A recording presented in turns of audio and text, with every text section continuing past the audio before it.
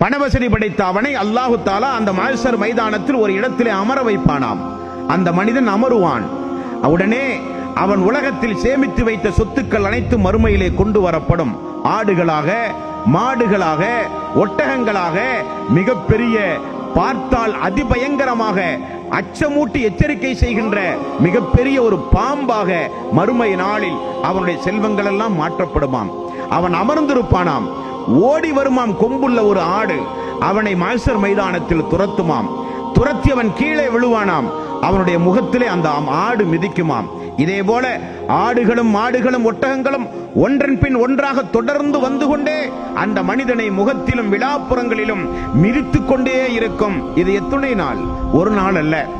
அல்லாஹ்வுடைய நீதிமன்றத்தில் நீங்களும் நானும் நீதி விசாரணைக்காக வேண்டி நிறுத்தப்படுகிற நாள் அது 50,000 ஆண்டுகள் என்றார்கள் ரசூல் ஸல்லல்லாஹு அலைஹி வஸல்லம்.